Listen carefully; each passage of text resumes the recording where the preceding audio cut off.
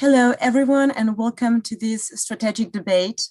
I'm Amaranta from the IT unit, and I just wanted to remind you that we have an English and French interpretation available. You'll find the globe button from interpretation at the bottom of your screen. And if you have any technical problem, please contact me on the chat, which you find the bottom as well at the bottom of your screen. Thank you very much and have a wonderful debate, everyone. I give the floor now to our IP director, Susan Grant-Lewis. Hello, everyone. Welcome to all of you. I'm Suzanne Grant-Lewis, the director of UNESCO's International Institute for Educational Planning, more commonly known as IIEP. I'm very delighted to welcome you to this strategic debate. It's our fourth fully virtual one. It's perhaps not surprising, given that we are still in the midst of a global pandemic, that all of the sessions of this 2020-21 series are focused on various dimensions of crisis. But it's also the case that IEP has a long and rich history in supporting UNESCO member states in educational planning and management in conflict and crisis affected settings. Allow me to remind you that the videos of the previous three strategic debates in this series, and in fact, all of our debates, are available to view on IEP's YouTube channel. In October, our first discussion was on planning education during COVID. Is contingency planning the way forward? Then in November, we discussed resilience in higher education. What lessons can we draw from COVID-19? And in February of this year, we focused on teachers on the front line, lessons from COVID-19. So today, we are focused on refugee access to higher education. Let me provide a broader frame here on the importance of this focus, starting first with a few words on the importance of higher education in the global education agenda. Unlike the Education for All, or EFA agenda, which focused on basic education, the Education 2030 agenda recognizes the key role of higher education. And it does so in several ways. There are three SDG 4 targets that address higher education directly, including the implementation target on scholarships. But targets alone don't give the full picture. The Education 2030 Framework for Action provides a holistic vision of education and of higher education, saying that TVET and tertiary education, including universities, as well as adult learning, education, and training, are important elements of lifelong learning. The Framework for Action goes on to stress the importance of many higher education issues like quality assurance, cross-border mobility for improved quality by developing regional centers of excellence, and for regional integration supported by comparability and recognition of tertiary education qualifications. And there's broad recognition of the contributions that higher education brings to the whole education system and society at large, as clear in the illustrative enabling strategies that are discussed in the framework. For example, research and innovation function of higher education, training teachers and teacher educators, curriculum developers, etc., and of course, policy research. But long before the Incheon Declaration of 2015, it was recognized that among the challenges we face in reaching SDG 4 vision of higher education, it is to ensure that higher education places emphasis on vulnerable groups in crisis-affected countries. IEP is very interested in advancing this work, both through sector-wide planning that takes lifelong learning seriously, and in linking crisis-affected populations and higher education. So to advance this work, we added a new dimension to an already rich partnership with UNHCR. Since last November, IEP and UNHCR have been working together to prepare a joint policy paper on access to higher education for refugees in their host countries. The policy paper will build on a literature review that looks at legal frameworks supporting access of refugees to host country tertiary education. It will look at the benefits of refugees and host countries of refugees, and as well as for host countries when they access higher education. And it'll look at the obstacles that they face. It will draw extensively on the inclusive policies and practices to mitigate these obstacles. So where are we with this research? Well, the interviews have been conducted with UNESCO entities working on different aspects related to the topic. 6 country case studies are under preparation in Germany, France, Norway, Ethiopia, Egypt, and Turkey. They're investigating more deeply how inclusive policies work in practice at the level of higher education institutions. The baseline study is expected to be completed by end of June 21, and the full research-informed policy paper should be available in September. We hope you will find it all very valuable. So let me now turn it over to my colleague, Dr. Michaela Martin, who will moderate our panel. Thank you.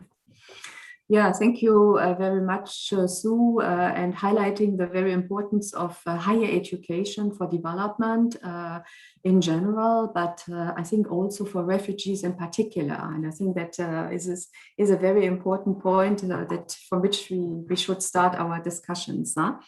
So let me remind the audience a little bit, let me provide a little bit of background for our today's topic, refugees' access to higher education in their host countries, and perhaps present some figures just to give to establish the magnitude of the crisis that we are currently facing.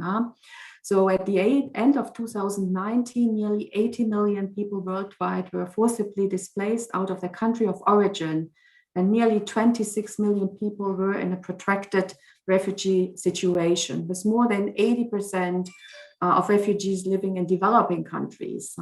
So refugee situations around the world have increased in scope, scale, and in complexity. And providing access to education is part, of course, of the humanitarian response, but it is also a strong mechanism to build resilience and create hope for a better future for people, for individuals, but also, I think, in a collective manner.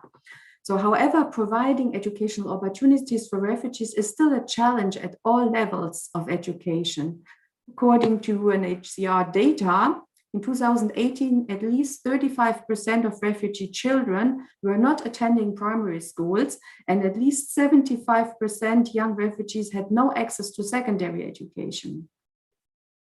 And at the higher education level, the issue is, of course, an even greater challenge. It is currently estimated that only 1 in 100 refugees of the relevant age group is enrolled in some form of post-secondary education. In 2019, the United Nations High Commissioner for Refugees, UNHCR, formulated an education strategy with the ambitious target to ensure that 15% of refugees worldwide are enrolled in higher education by the year 2030. This is the 15 by 30 target.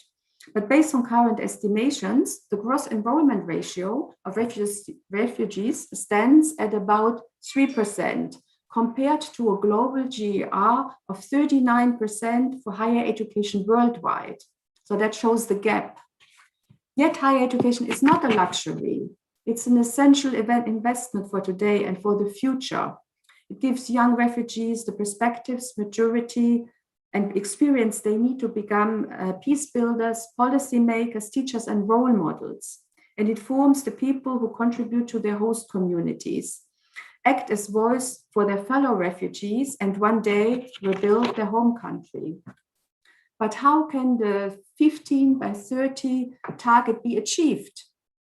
While refugees face many challenges, participating in higher education in the host country currently seems to be the most promising avenue to increase participation in bigger numbers. What can host countries and their higher education institutions do to facilitate refugees' access to higher education in the light of the cumulative disadvantage refugees face? How can challenges such as cost, language, credential recognition, and psychosocial barriers be overcome? And what new challenges has COVID-19 created for refugees when crisis meets crisis? These are the questions that we will discuss today with our 4 speakers, our 4 panelists, and let me now introduce them to you. First of all, I would like to introduce Safia Ibrahim Kell. She is a 25-year-old refugee, originally from Afghanistan, today living in Pakistan. Safia was born and grew up in an Afghan refugee camp in Peshawar in Pakistan.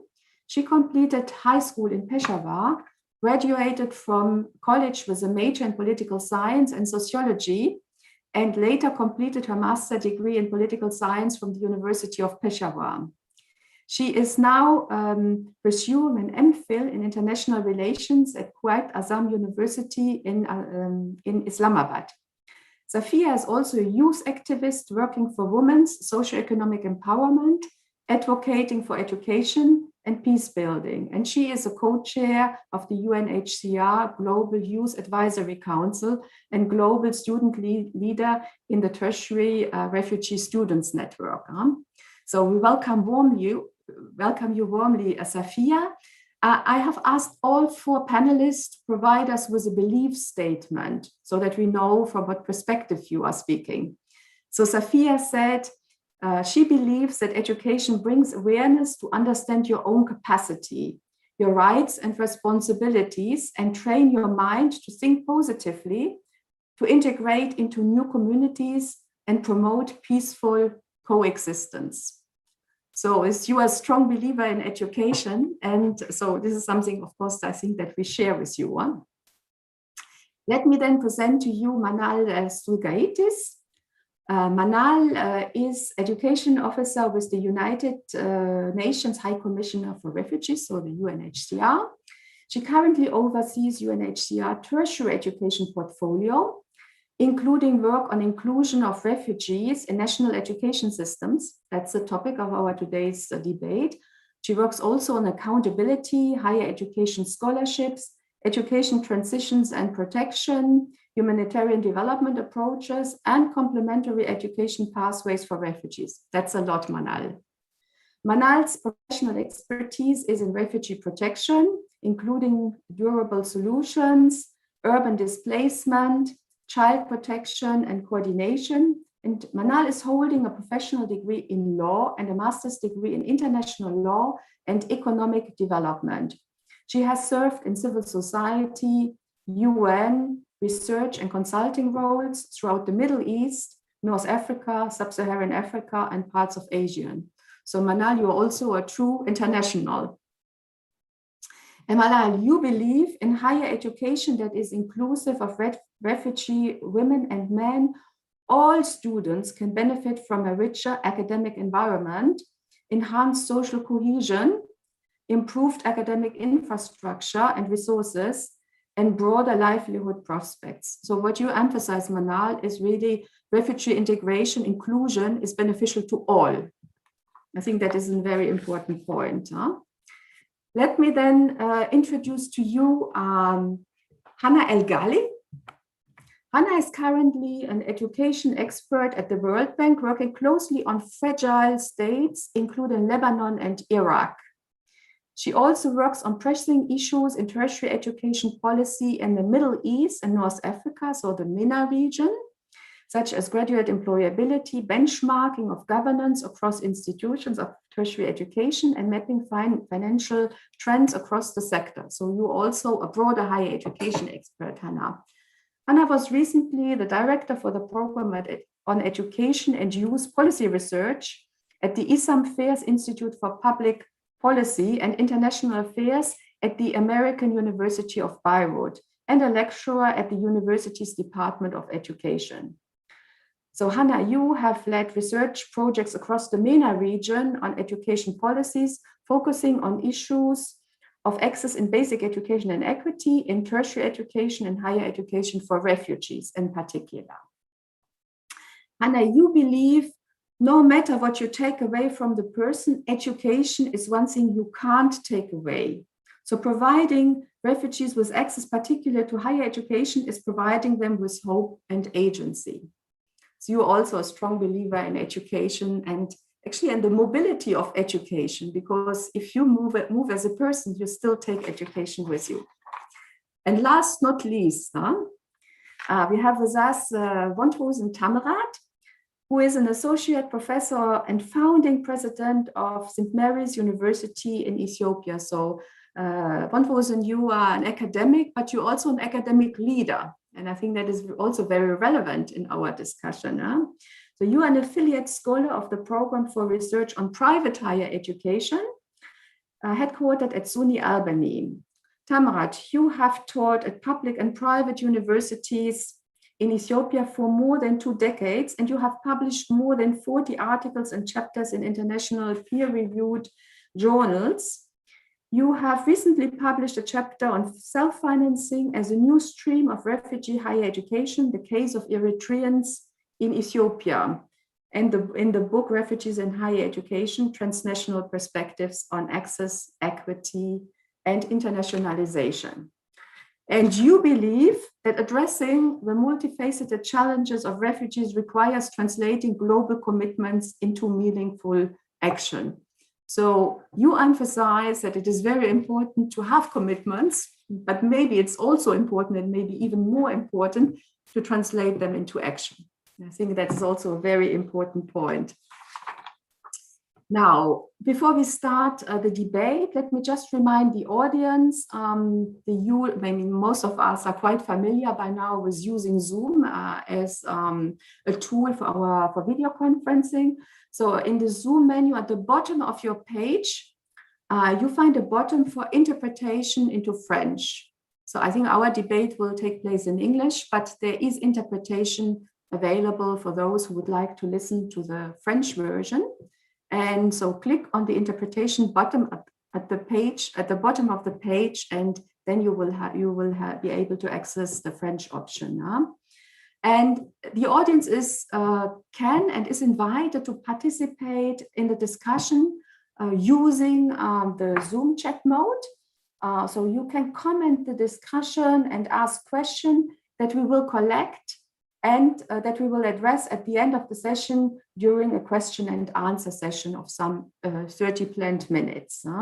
And I also want to announce already now that a video will be made available from this strategic debate and will be posted on IAP's webpage for the strategic debates. So far for my introductory remarks, and let us now enter into the debate. So we have identified a number of topics that we would address in this strategic debate. The one is really, what do we know about the numbers in accessing higher education? But we will also talk about national policies and how they are implemented in different countries, what we know about implementation. And then we will talk about a number of the typically known barriers that often prevent refugees to access higher education in the host countries. And we will talk about these obstacles, but also available good practices in the countries, in different countries, including the 2 countries, or let's say the one country, Ethiopia, and then a group of countries, the MENA region, that Hannah will be able to talk about more in detail. But let me turn it first to Safia. Let me take it from the person who is directly affected from the situation. Can you explain to us your experience? Can you expose to us your experience as a refugee, and then also how you what spurred your desire to get access to higher education as a refugee? So Safia, the floor is yours. Thank you. Hello, everyone. Good morning, good afternoon, good evening. My name is Safia Ibrahim Khil. I am originally from Afghanistan, but living in Pakistan. I was born and raised in a refugee camp in Pakistan. My parents fled from Afghanistan due to civil war and violence. I completed my primary education in refugee camp in a school which was supported by different organizations like IRC, UNHCR, and UNICEF, and some other service providers. As it was primary schools, we only had classes up to grade 6. I still remember we were celebrating our 6th grade graduation. Our teachers were distributing our result cards. when our school had received the notification that due to some reasons, some refugee camps will be demolished, and including schools, hospitals, sports grounds, and vocational trainings for women. That news made us very sad, and we forgot our celebration, our result card, our grades, and everything. When I came home, I took my books and uniform and started crying. It was the moment I felt my dream, hope, and ambition would be vanished in front of me just in a couple of minutes. And however, my mother showed me a hope that no worry, there are many schools, you will pursue your education. That hope driven me to enroll to a new school. My that new school was an hour away, but my mother would walk with me every morning to take me to the school. Yet there was another fear of another disruption remained. However, despite of many social and cultural barriers and restrictions, the overwhelmed stimulation of my family and my thirst for education encouraged me to pursue my education. Because I believe that every child is unique but special in their own way. Every child should be instilled with good values so that they can grow up to be a good, valuable man and woman. And all this begins with quality education and higher education. I think this strong belief and support of my family spurred me to pursue my education and have access to higher education. Mm-hmm. Thank you. Thank you very much, Sophia. So I think you said you were the first generation in your family to gain access to higher education. Why? What spurred your desire actually to enter into higher education? Well, I belong to a very conservative community and a family. I was living in a joint family. Normally, in my community, girls left their schools because of the social and cultural barriers. But I think I'm very lucky that I have a very supporting a family, and they encouraged me a lot and motivated me a lot. And they just asked me, just chase your dream, live your life, and do whatever you want to do. And that motivation encouraged me to just pursue my education and break the barriers and break the cage of that social and culture barriers and move forward and make a future for millions of girls who have been the victim of these kind of traditional practices and social and cultural barriers for centuries and for decades, especially in community like where I live, especially in a conservative community like in a conservative family like I live. So I think that support and that dream, that thirst of education that I had, and I say that I believe education is something that opened the door of hope for everything. That is a power that remind you to understand your capacity or to understand your responsibility as a human, as a citizen, as a member of a society, as a daughter, I think as a friend. And that is the education that brings awareness. And that belief just encouraged me, just driven me that study and pursue my education as much as I want. I still hope to complete it till PhD, but still what future brings. Mm-hmm. Yeah, thank you very much. So you have very strong personal desire, but also a supportive family in a way. You mentioned that your mother took you really every day to bring you to school. I think that's very, very touching. Huh? Manal, let me turn it to you. This is the other side of the spectrum, if I may call it. What do we know about figures? What do we know internationally about the access of refugees to their host countries' higher education? So what is the general situation about statistics in the area? Thanks, Michaela. Also, thanks to all the organizers of this really important debate. We're really pleased that this is getting such broad visibility and coverage and that we can have this conversation at this point in our 15 by 30 project. Also, just to say I'm honored to be here with Wondros and with Safia and with Hannah, some of whom I know well and some of whom I know less. But, their voices are really valuable here. So, I can only sort of provide a foundation and then look to them to give us the more interesting bits and pieces. In terms of the statistical piece, You highlighted, Michaela, I believe, some of the initial numbers, including that in 2018 we posted about 1% of refugees known to be enrolled in higher education. Within the last few years, we've been able to post that that's increased to 3%. My sense is that we will post another slight gain this year or next year due to the increased international interest in higher education for refugees and recognition of the importance, really, of inclusion of refugees in these opportunities.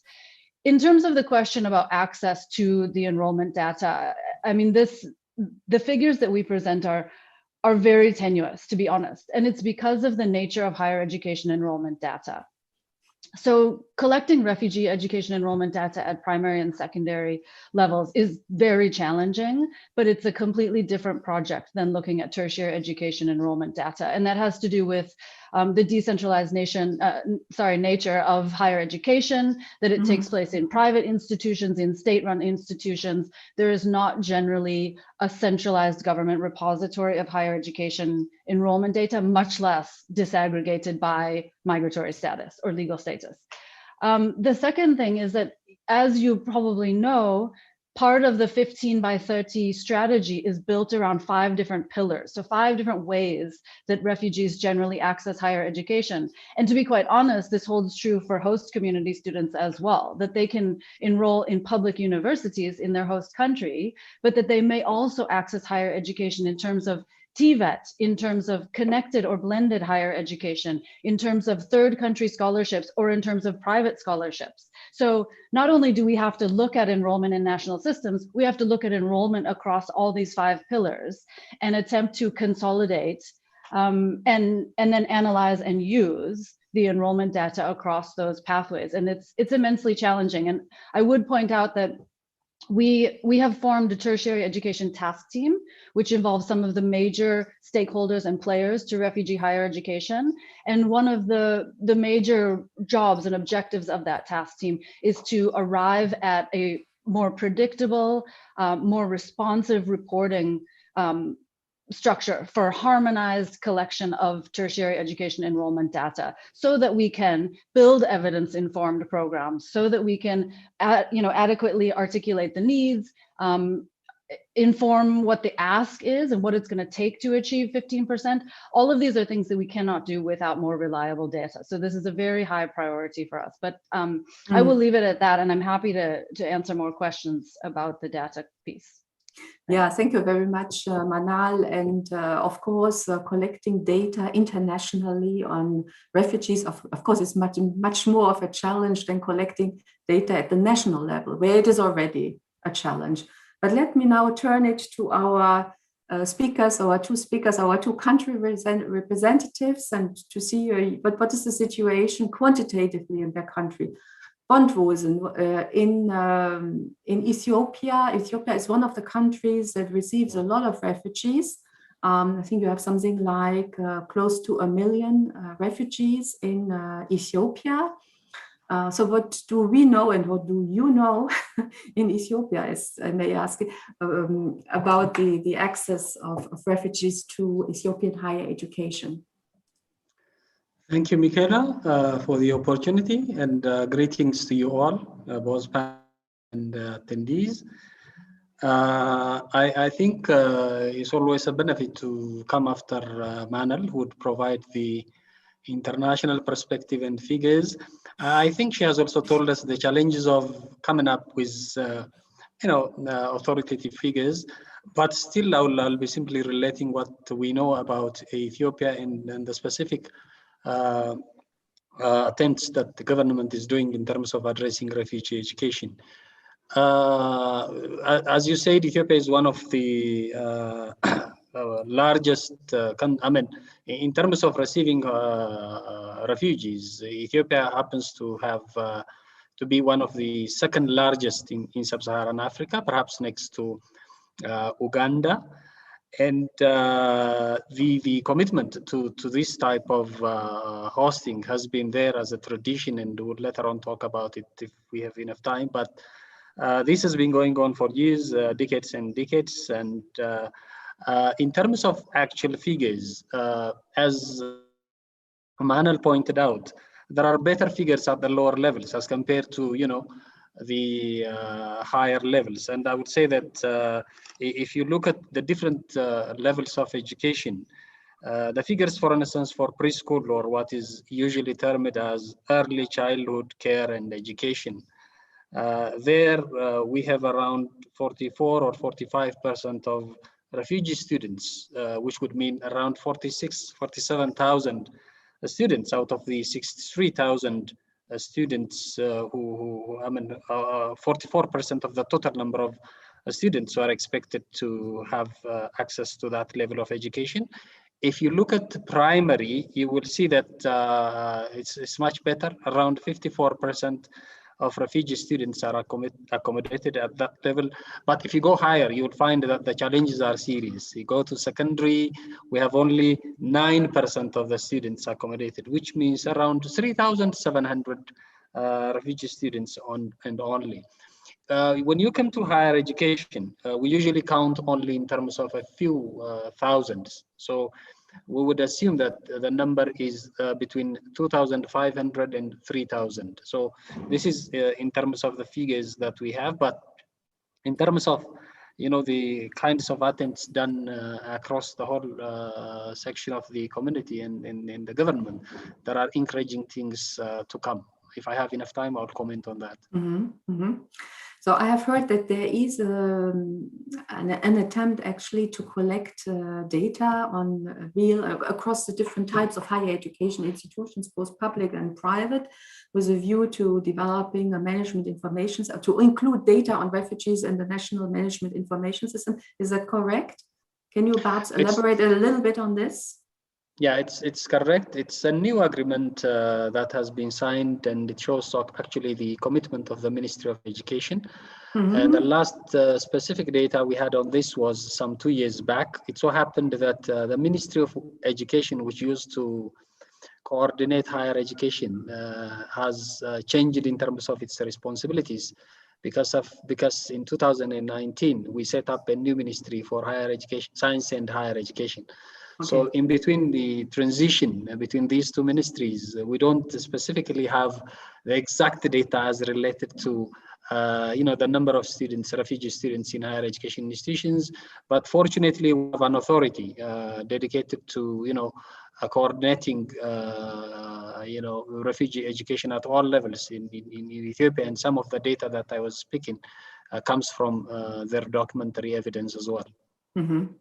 Thank you very much, Wondrosen. Let me then turn it to Hannah and ask Hannah about situation of access in the MENA. Maybe you don't want to talk about all the MENA countries, but select one or two countries that you are familiar with. You have worked on quite a number of MENA countries, including, of course, Lebanon, the country where you are living, but also Turkey and other countries.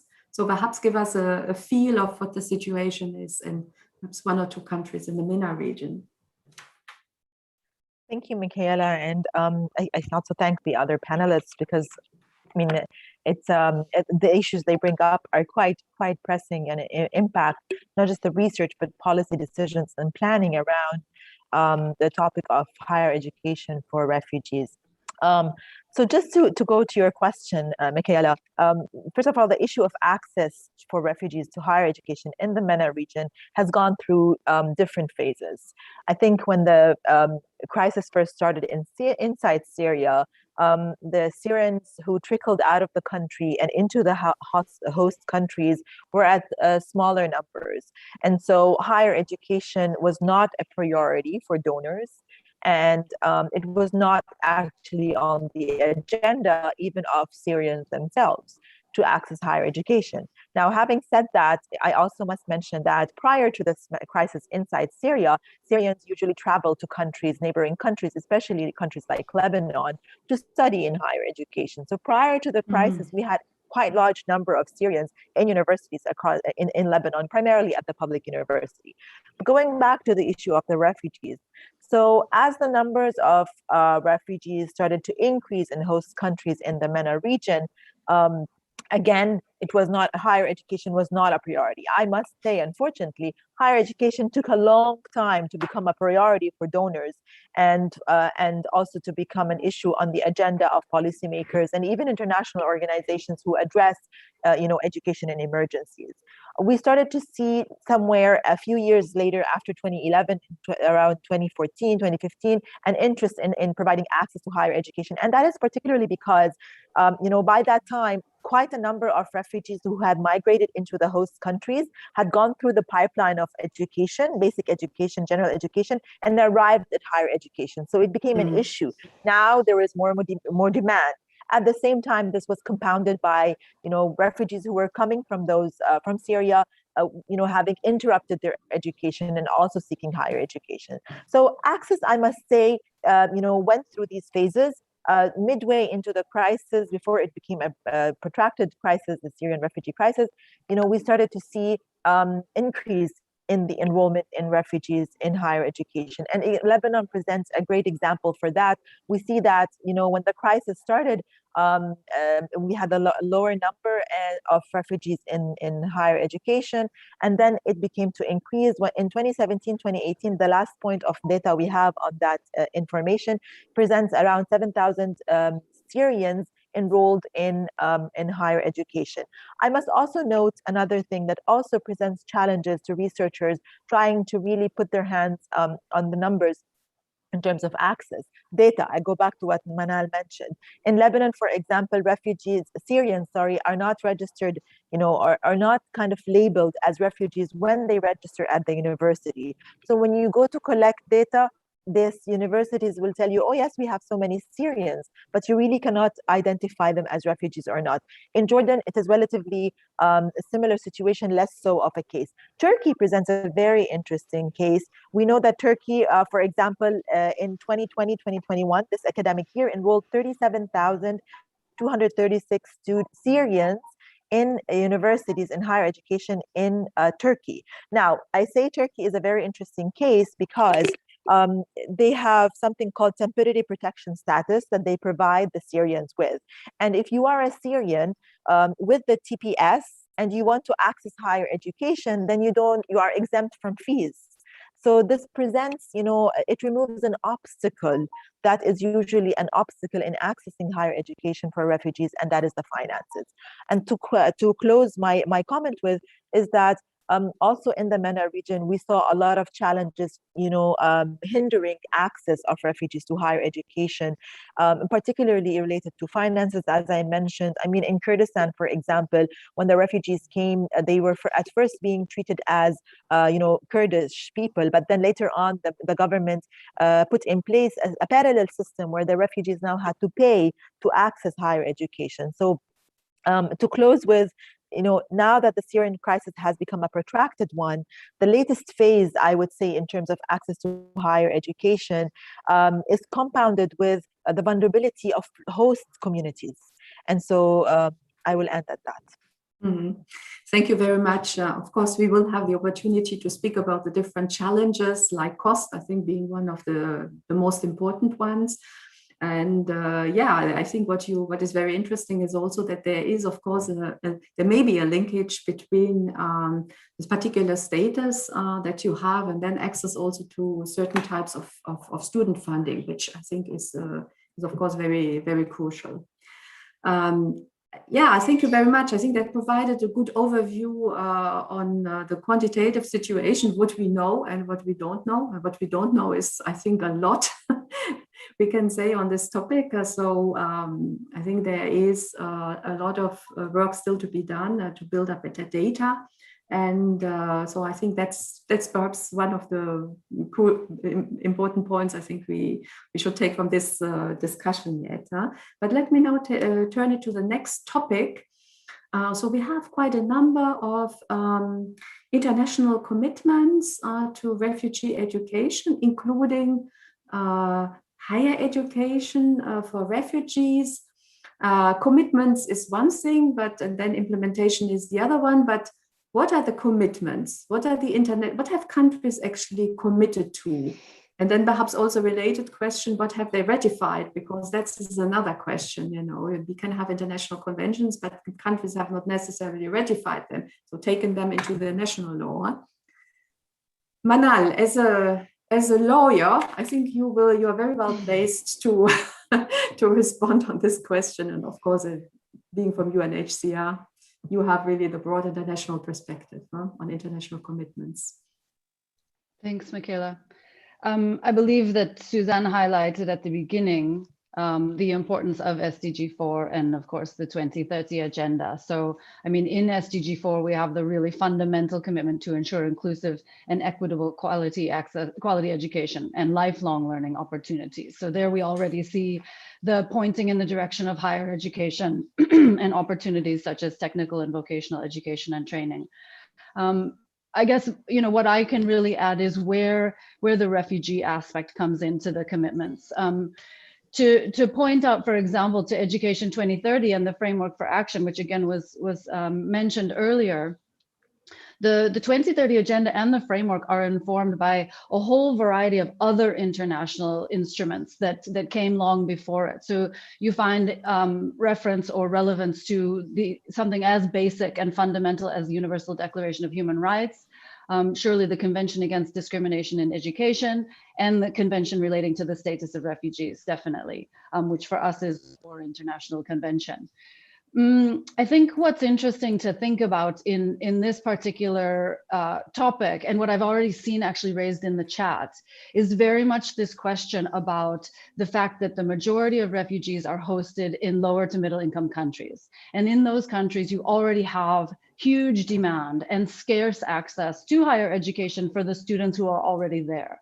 And so this is where the concept of progressive realization comes in. So in most of these international conventions, if you have signed on, there is an assumption or a provision that allows for progressive realization, which means implementing your commitments according to reasonably available resources. And I won't go into the details or the semantics, because indeed there are people much more informed and clever on this aspect than I am. But what we're looking at is under the framework of the Global Compact on Refugees, for example, where we see specific reference to higher education for refugees, that as countries sign on to these global commitments, what we look at is a greater emphasis on burden sharing or responsibility sharing. So in these lower to middle income countries that are already making an incredible contribution, and in some cases a sacrifice to host refugees and to provide that international protection space, we're using the framework such as the Global Compact and such as the Education 2030 Framework for Action to build international coalitions and international support for national higher education systems in these host countries. So it's no longer compartmentalized as a humanitarian response where refugee education is provided separately, but that what we're talking about now is very much more the connection between a humanitarian response and a development approach, and investments in those national higher education systems that can provide opportunities for host students as well as refugee students. So, I mean, getting back to your question about the international frameworks, I would also highlight the very notable commitment that we see in the Djibouti Declaration. So where you've got 9 countries that are part of IGAD, and they've adopted the Djibouti Declaration on refugee education that makes very clear commitments about inclusive national education policies for refugees, also at the higher education and skills training levels. I would also just take this opportunity, I suppose, to talk about commitments, or at least pledges, that were submitted to the Global Refugee Forum, where we saw a number of states, including, for example, Ethiopia, as well as other states such as Chad, Rwanda. I mean, the list goes on. And then there are also commitments made in tandem with states. So not only about states, but very specific pledges to expand access for refugees to higher education pathways in host countries. I'll leave it at that for now, Michaela. Thanks. Yeah, thank you, Manal. And that's a lot, of course. And I think it's very important that you emphasized actually that, let's say, the implementation of the commitments is not a responsibility only of the host country, but it's a responsibility of the international community. So host countries, let's say, in more fragile contexts also need support. And I think that is something that you emphasize very well now. Let me turn it to Wondrosen, Ethiopia. You have a new refugee law that was, I think, adopted in 2019. How does it relate to the international commitments, and what does it actually offer to students, to refugee students to access higher education? I think it might be useful to start with the international commitments, pledges, and conventions that Manal was talking about, because that somehow serves as a background to the specific national laws we have in Ethiopia. And I think this tradition comes not only at a level of Ethiopia as well, but it's also a very typical feature of some of the sub-Saharan African countries, which are usually recognized globally, actually, for the challenges of refugee education. Countries like Uganda, Chad, Kenya, Rwanda have had their own ways of committing, to this cause, regardless of the limited resources that they have. Specific to Ethiopia, in terms of policy regimes, has clearly stated that its commitment to refugee education has been undergirded by three major observations or traditions. The first one is the history of hospitality that the country has had. The second one is usually related to the international obligations the country feels like it should commit to. And it also, because most of the refugees are coming from neighboring countries, Ethiopia also believes that whatever is done to refugees will somehow help us build sustainable peace and people-to-people relations. And these have been the guiding principles clearly stated in policy statements in the case of Ethiopia. But as Manal said, Ethiopia has been signatory to some international refugee conventions, pledges, and commitments. Especially this has been proceeding with since the 1951 convention relating to the status of refugees and its protocol in 1967. Ethiopia has been part of that protocol since 1969. And at regional level, in 1969, OAU had also this convention governing refugee problems. And we have also in 2016, Leaders Summit in New York, which was followed by the Comprehensive Refugee Response Framework, which is commonly alluded to in the Ethiopian case. As I said, conventions, pledges, and commitments that usually undergird the policy statements. Ethiopia has also been able to develop its own refugee education strategy. The latest one is from 2020 to 2025. It again is adapted from the Global Refugee Education Strategy, which again shows the type of link that Ethiopia tries to draw from whatever happens at the international level. It's on the basis of the recommendations of these conventions, pledges, that the laws have been developed. We have had two major experiences in terms of laws. We had the first one in 2004, the first Ethiopian refugee law. The second one came, as you said, in 2019. The 2004 was, as a law, it was, a regulatory framework and on limitations in terms of the rights, in terms of the privilege that, refugees had to acquire. The 2019 law is regarded as one of the most progressive, even at global level. You might find it online if you happen to see it, and you would see that of all things and the different dimensions it covers, it treats refugees and asylum seekers as nationals. So that different types of benefits that are promised there are reflected in different forms. Access to education, you call it, recognition of credentials, you call it, employment, you call it, liberty of movement, freedom to choose residence, and whatever. All these have been granted in that law. And hopefully this would mean a lot in terms of creating higher education opportunities Fortunately, despite the limitation of the 2004 higher education law, at least Eritrean refugees had the right to move out of camps. That law did not allow it, but there was this, provision on the part of the government, unwritten, where some element of out-of-camp movement was encouraged. And I hope that access, which was essentially given to 80% of Eritreans, would be widened to include other refugees as well. But as Manal was trying to point out, though these are the opportunities granted through the law, through the regulatory framework, I think it's also good to look at the possible political, demographic, and economic dimensions, and what possible limitations would there be in terms of realizing and implementing the law. Thank you. Yeah, thank you very much, Van Rosen. I think there was a good account actually of the evolution of already, I think from the beginning, quite a favorable framework in Ethiopia, political framework for refugees, and now culminating in the 2019 law, which of course will time to be implemented, and would need to be monitored to see how the implementation goes. But it's very encouraging. Now then, let me turn it to Hannah. Hannah, can you inform us about any specific policies in the MENA region facilitating the access of refugees to higher education in MENA countries? Thank you very much, Michaela, for your question, which I think, also builds on what Manal had mentioned in terms of the international agreements and whatnot. So when you talk about policies that facilitate the access of refugees into higher education, of course, one would immediately think of education policies, right? Or higher education policies.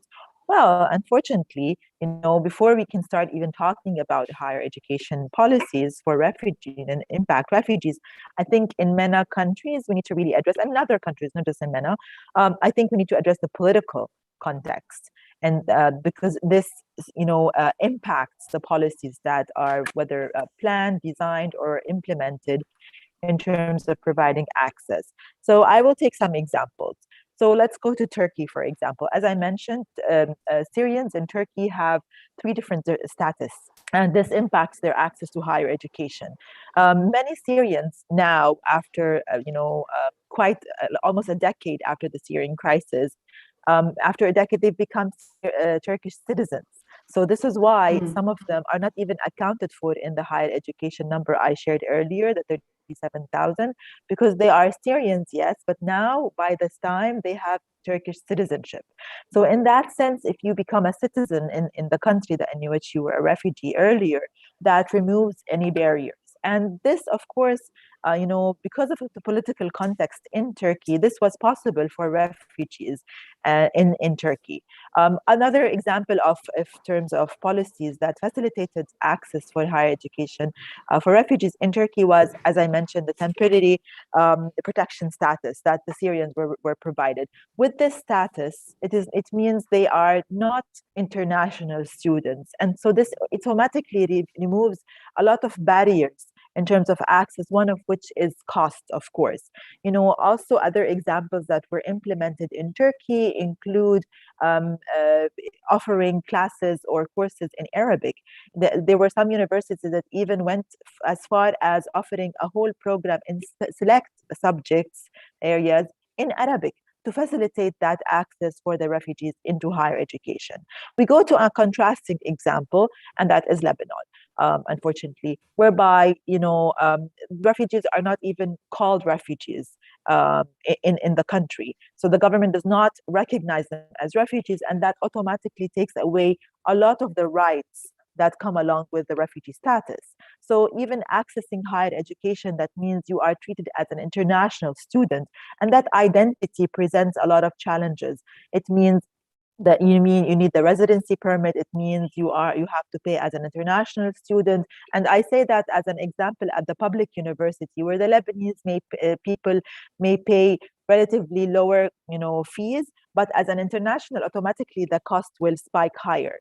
And so this is why I'm saying that the political context in which the country is embedded has a great impact on the policies that are crafted or implemented for access to higher education. And Turkey and Lebanon present such, different examples. In Kurdistan, for example, when the refugees first arrived, they were treated as locals.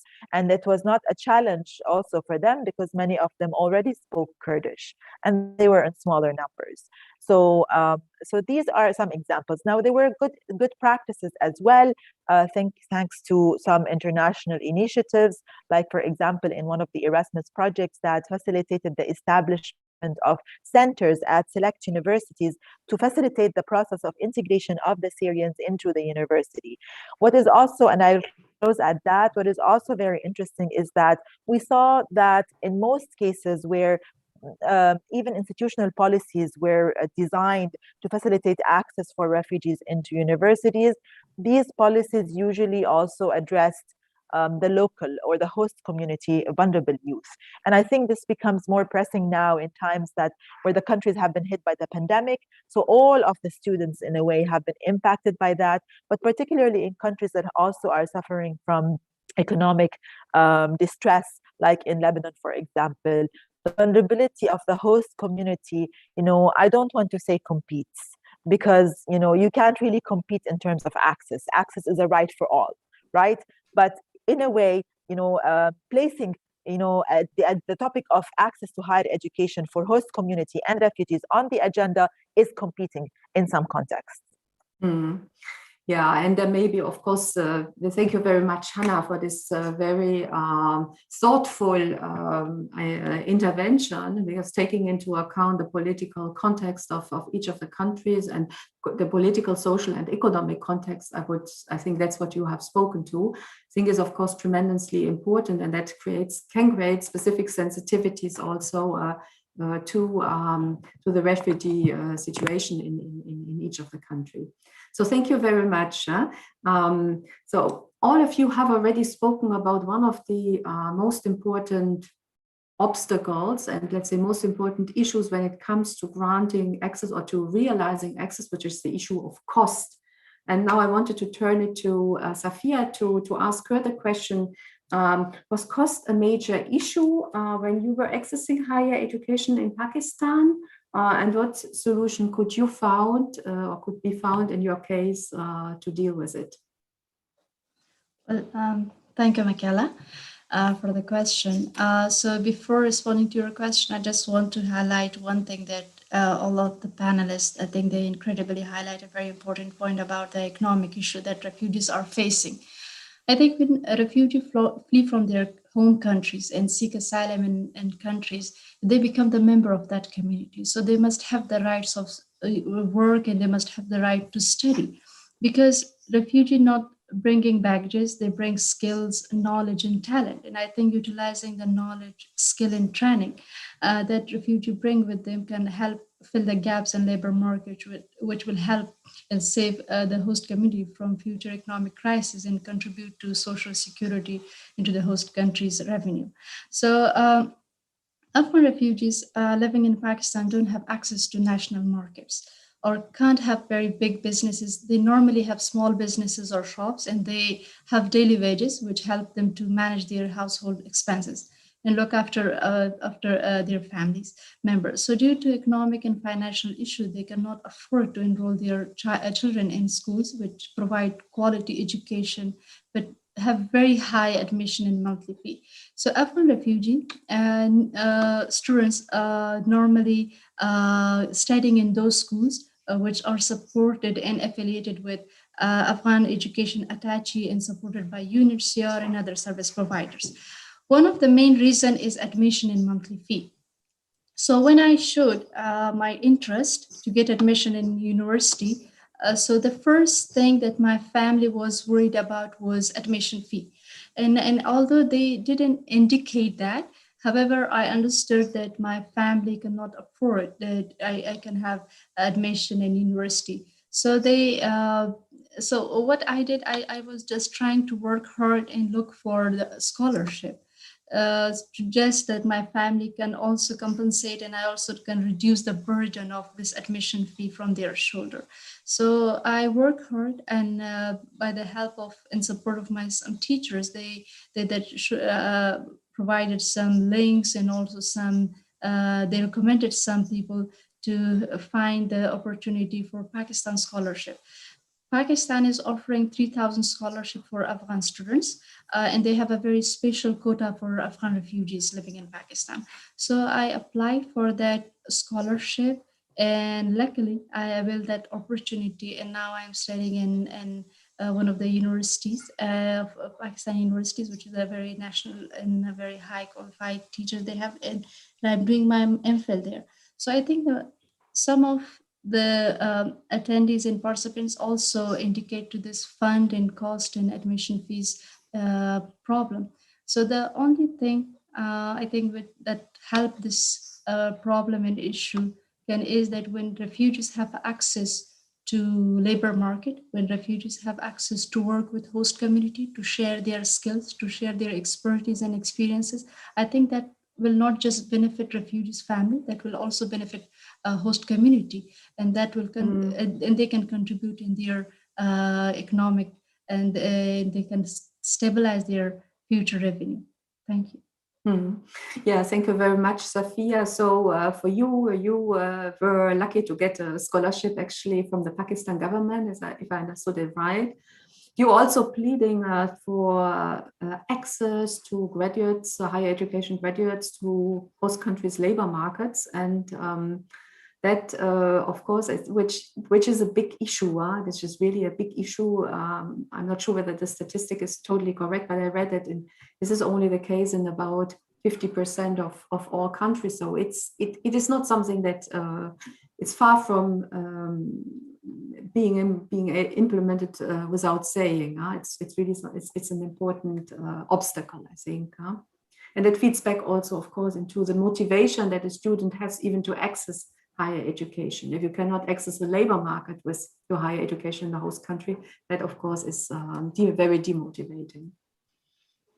Let me then turn it to Manal and ask you, Manal, what do we know internationally on the cost issue?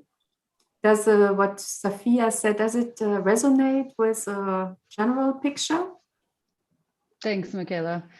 Naturally, I can only echo what Safia has said. So I would like to provide the concrete example of UNHCR's tertiary scholarship program in terms of, where we have a very, very solid data set regarding enrollment and costs and fees over the past 30 years, quite frankly. So, what we know from the full ride scholarship program that we implement is that living costs normally far overshadow tuition costs. So, and that I think that ties very directly to what Safia was pointing to in terms of limited access to labor market, limited access to financial services that many, many refugees face in their host country.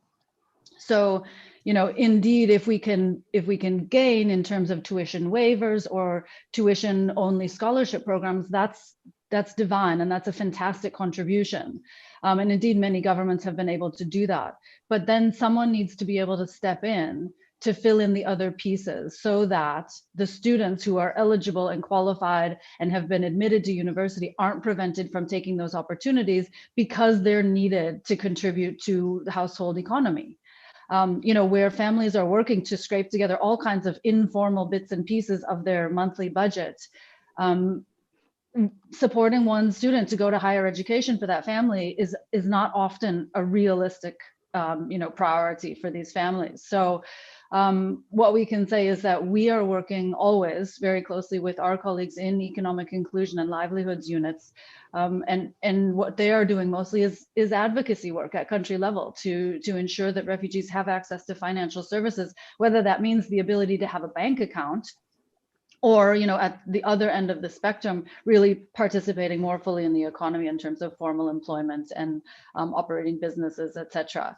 So the other piece of that, of course, is access to student loans. And this is not a fully fledged option for very, very many refugees at all, much less, as we have to say again, host community students, right? Where you can't prove credit, where institutions are not willing to provide education loans, etc. This doesn't provide an immediate solution, but we're very keen to hear from partners and to hear from stakeholders about how education financing is being made available, what innovative models we can support, and how to make more higher education resources available to refugees. Because the other thing that we know is that these resource intensive higher education scholarship programs is not the way that we're going to achieve the 15% objective. As you pointed to at the beginning, what we need to look at is expanding independent enrollment in national institutions. So, and that includes TVET, that includes connected and blended online learning, and that includes enrollment in host country universities and colleges. So I think the bottom line, though, is that when we speak to refugee students, they do say that cost is the most prohibitive barrier. And so these are the things that we're working on together to overcome. And then just to point to some of our partners who are providing scholarships in addition to UNHCR. So the German government, as we know, provides incredible leadership on expanding access to higher education for refugees. So that includes the funding for UNHCR's scholarship program, which we also receive from several foundations and other governments, but also through their DAAD scholarship programs. And then there are additional scholarship programs provided through many, many smaller and private sector organizations, such as, I mean, MasterCard is a large one, but then there are smaller academic institutions, universities providing scholarships. There is also Agence Universitaire de la Francophonie that's providing partial scholarships or ways to access programs. So there's a variety of ways, but it doesn't change the fact that yes, cost is the primary barrier. Yeah, thank you very much, Manal. Also referring to the different cost elements, you talked about tuition, but you talked also about student support, and which I think is of course a big issue, because at the end of the day, access depends also on the financial capacity of anyone, including the refugee student. So Wondroos, let me turn it to you now to hear about the situation in Ethiopia. I think the Ethiopian government is quite generous also with refugee students, providing at least, I think, living costs on campus and the like. So we would like to hear from you on this issue. And thank you. I think understanding the cost structure in any given country requires the ways in which refugees access higher education. In Ethiopia, there are three major ways for refugees to access higher education. And the first one is what Manal has said a lot about, what we call international scholarship programs. These can come in different forms. This can come from different parties, organizations, and partners. In terms of this, in Ethiopia, what we have is one of the most popular program we have, the scholarship program we have, is what you might possibly know as Albert Einstein German Academic Refugee Initiative Fund, the DAFI scholarship, which you must be aware of. And I think this is one of the biggest scholarship programs at global level. And it so happens that Sub-Saharan Africa is also the biggest recipient. Around 41% of the DAFI scholarship is given to countries in Sub-Saharan Africa. It so happens to be the case that Ethiopia is one of the top recipient of the DAFI scholarship. Now, in Ethiopia, in collaboration with UNHCR, 28 public higher education institutions participate in this scheme. And they enroll around 700 to 800 students through this scheme. The figure is maybe 2 years old, 3 years old. So that's the kind of thing that public universities do. The good thing is the average scholarship cost in the Ethiopian higher education institutions is around 685 USD, which must be globally the lowest, because the average cost around higher education as far as my reading is concerned, is around 2,200. This may exclude the other costs that Manal was talking about. So The Ethiopian happens to be, if you compare it even with other African countries, you will find that Ethiopia is the lowest. And that may be one of partly the reasons why more refugees are benefiting from this scheme. So this is one scheme where refugees have access, but you need to note that it doesn't mean that this is abundant for refugees. You know, for every 10 to 30 applicants, only one person gets the DAFI scholarship, and you can see how much competitive this is and how much the opportunities are limited. But as regards to cost, I think relatively the way Ethiopia is providing and the costs in Ethiopia are relatively much lower than what is available in other countries. So this is one, the international scholarship program is one mechanism in which refugees access their higher education. The second one is, as Michaela, you said it, the government scholarship. The Ethiopian government provides thousands of scholarship. I think the figure is above 2,000. It used to be 1,600 some 3 years ago. Now it is reaching around 2,000. The government intends to increase this to 2,500 very soon.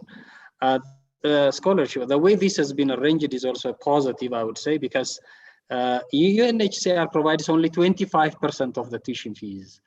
And the government provides the 75% of the fees, including the food, the lodging, and the fact that the students are also treated as any of our nationals provides the additional assistance to the refugee students.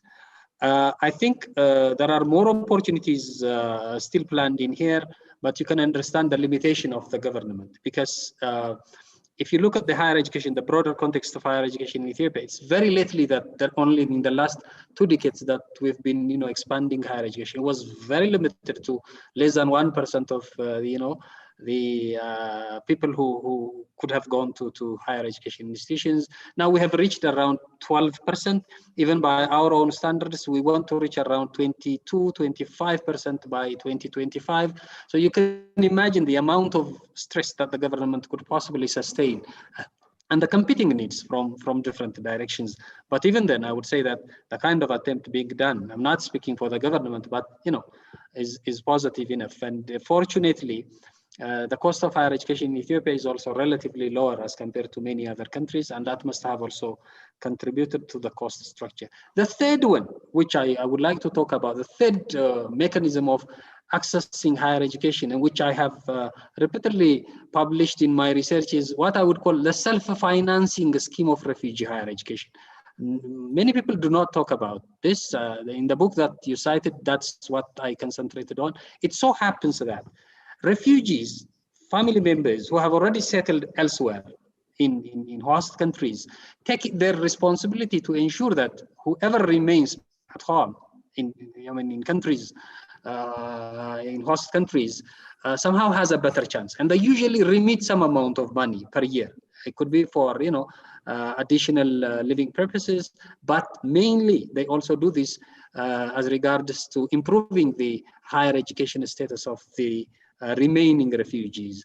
And they understand that whatever preparation the refugees staying back are doing would somehow be beneficial when they go to settle in different countries. And there is a lot of effort in this direction as well. Most of these students go to private universities, and private universities usually ask for full tuition fees.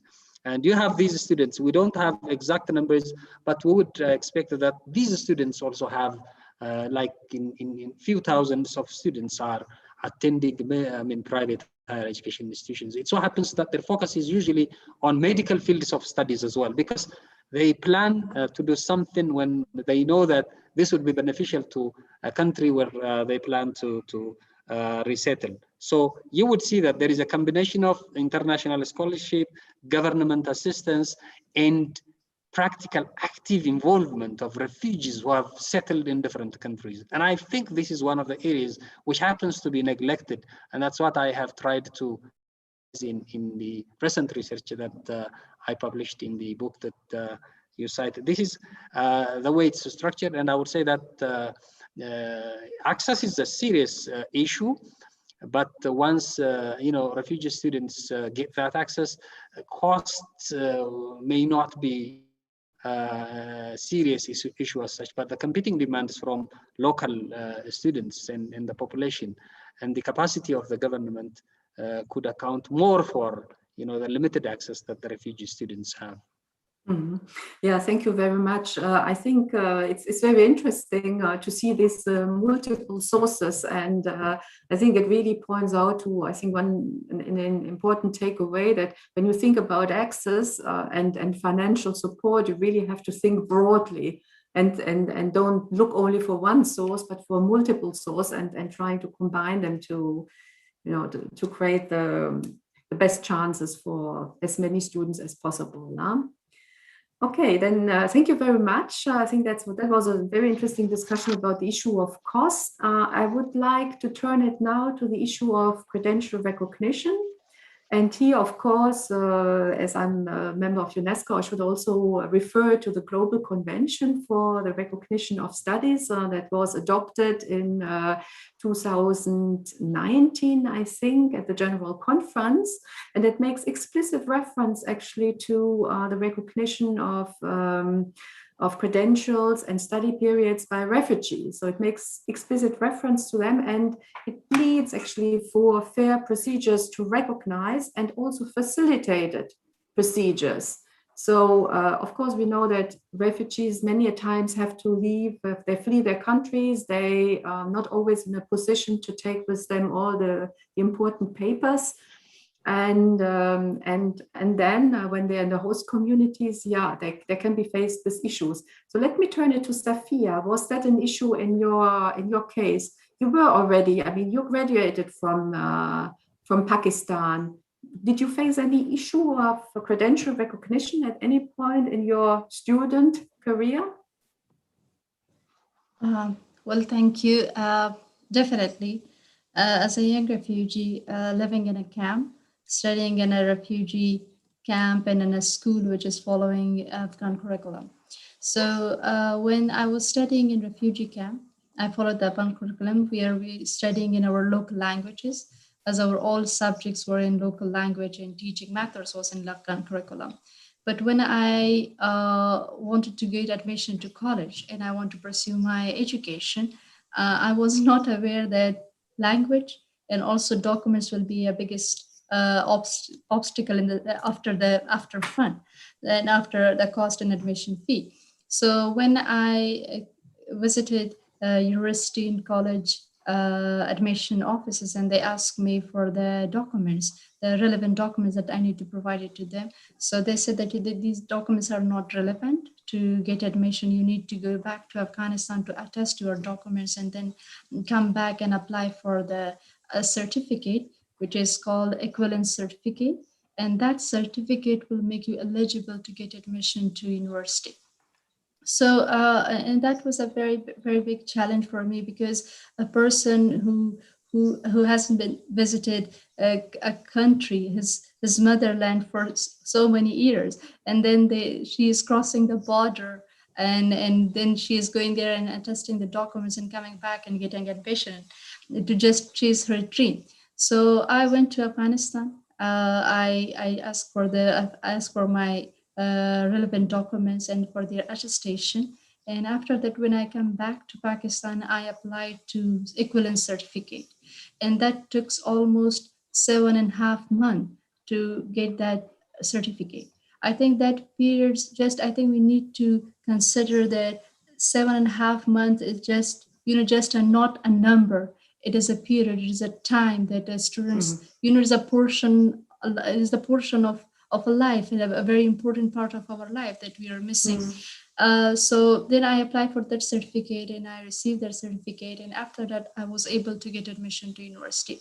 But that challenge wasn't overcome on that time when I enrolled. The second biggest challenge was language. I think Hannah also mentioned that the language I faced it because in a refugee camp, I was studying in local language and I was following Afghan curriculum. But in university, the curriculum was completely changed. The language was completely changed. The language was in the subject and the teaching method was in Urdu and English. So then that compelled me to get admission to English language courses and also ask help from my fellows and classmates in France to teach me how to speak Urdu and how to study an Urdu language.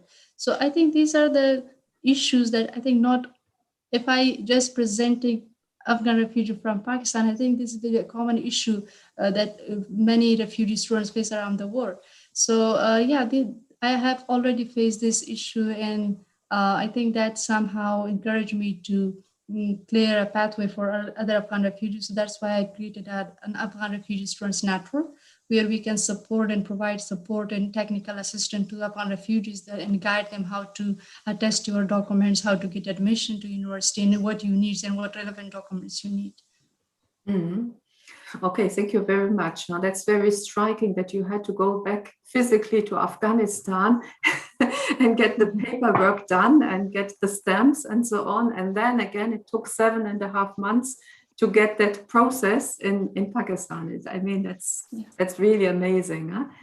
Hannah, can I turn it to you and ask you, you have worked a lot of credential recognition, including you did a pilot in Lebanon on the, and this is also, I should mention, an important project of UNESCO qualifications passport.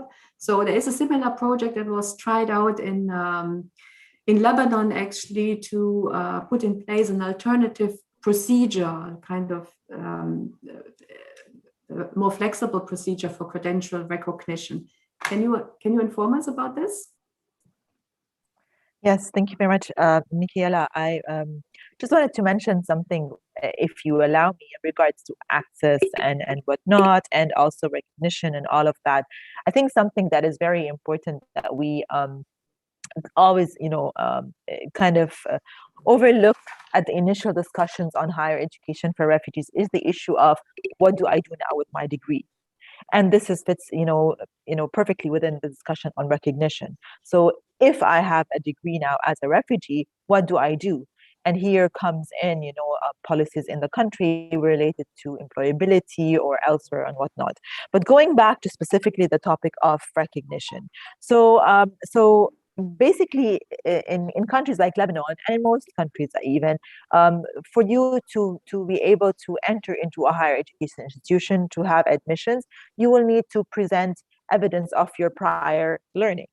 And given that you are a refugee, sometimes you flee your country. Well, not sometimes, and most times, I guess, you flee your country without any kind of physical property that you bring with you. And of course, you might think of getting your passport, your ID, your whatnot. But little do sometimes people think of getting, let me look for my transcripts before the house falls down, right, on my head. This is not the case in many times. So people come to the country that they fled into, the host country, and they don't have evidence of prior learning. Now, this differs in terms of you are proving you may have done a couple of years in higher education institution in Syria, for example, and now you are coming as a transfer student. You will still need to present transcripts, your grade 12 transcript and whatnot. But in addition to that, sometimes universities and even the ministry will request that you present the residency permit, which you get from the host country. Now, just sticking to the issue of the academics. So in many cases, these students could not present evidence of their prior learning.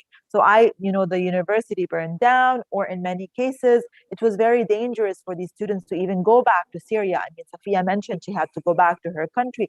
In some cases, it was so dangerous for them to go back to Syria and retrieve such documents, because especially when it is a male situation, it's a male, then they may be, detained and to join the military, for example.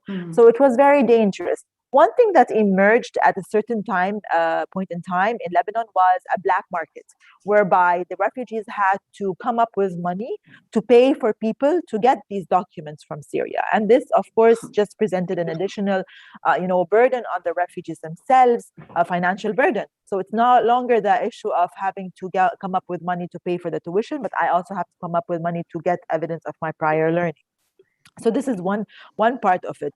Well, something very interesting emerged in Lebanon also during that time, was that some Syrians did not enroll in the Lebanese baccalaureate, the Lebanese grade 12, nor were they in Syria doing the Syrian baccalaureate. Something came up called the Syrian curriculum that was taught in Lebanon, and something called the coalition baccalaureate, which is really for the coalition government in Syria, that a large number of, I mean, I shouldn't say large, as quite a number of Syrian refugees in Lebanon sat for the coalition baccalaureate, which was not recognized by the Lebanese government. So automatically, this recognition of prior learning was not recognized, and they could not enter university. Now, going to the pilot that we implemented in Lebanon, the idea of the passport, the qualifications passport, of course, was a fascinating idea, because even though there are several conventions that UNESCO has, done in terms of recognition of credentials, Lebanon, even if they ratify the convention, it's not implemented, So idea of the qualifications passport was a really good tool that was tried out, experimented in European countries and whatnot. But coming into Lebanon, it was a challenge. For one, you need the ministry to be on board for something like this to take on. Because when you go to universities, especially that in Lebanon, we have 90%, 99% of our institutions are private universities, and the law provides the higher education law provides a lot of high autonomy to these universities. So the government does not necessarily have a great say on, in terms of how these universities are run. And besides, if a university in Lebanon wants to accept a student, they have to have these documents, their prior learning, recognized from Syria. And so when we implemented this pilot, we actually tried it out on 10 students only, the Syrian students in Lebanon. And we brought colleagues from Nukut, all the way from Norway to Lebanon, who trained local admissions officers in 4 universities in Lebanon. And they actually conducted some of those interviews to provide that prior recognition. And we even had people from the ministry with us on board. Unfortunately, certain circumstances in the country prevented us from continuing this process, particularly issues related to higher education in Lebanon, not to do with refugees. And so we had to stop. So recognition is definitely an issue that prevents some refugees to enter, especially if they had started their higher education in Syria and then got interrupted and wanted to come and transfer into Lebanon. And the last thing that I will also mention in terms of recognition is related to online learning. Because in countries like Lebanon, for example, I'm speaking prior to COVID. Now with COVID, we may say, oh, actually, it's a blessing that it has introduced online learning. Governments are now forced to actually recognize online learning. But prior to COVID, any online learning, above 50% online of the degree was not recognized. And so that means, at that time also, we had seen an increase in the number of online programs being offered to refugees because it was lower cost. It was easier for them. They work during the day, but they can take classes at their own time and whatnot. However, that presented an obstacle also if students were to then transfer into universities. However, there were good examples being developed maybe a few years back before COVID, whereby some organizations like Chiron, for example, were trying to sign agreements with universities like the Beirut Arab University, whereby the students who enroll in online program at Chiron, for example, could then merge into a sophomore year at the Beirut Arab University. So in a sense, there were some signs of positivity in terms of recognition. But as long as there is no convention that the countries ratify and actually respect and implement, I think the issue of recognition in the MENA region is going to be subjective and up to the country to implement or not.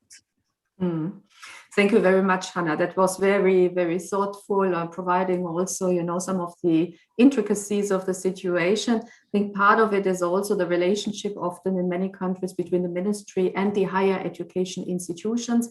It is also, it's in many countries, it's really at the end of the day, it's the higher education institutions' autonomy and to recognize certain features, even if there are international conventions and even if there are national agreements, or even if the countries have even signed up to international conventions. So this is also some of the, this is an important aspect really that one has to take into account. We are a little bit running out of time, and I want to address a last issue, which is actually how COVID-19 has affected the situation of refugees and their access to higher education. Manal, do you know of any international, of any study that has tried to identify what has happened, what is happening to refugees' access to higher education in the current situation, to student refugees under COVID-19? Yeah, thanks, Michaela.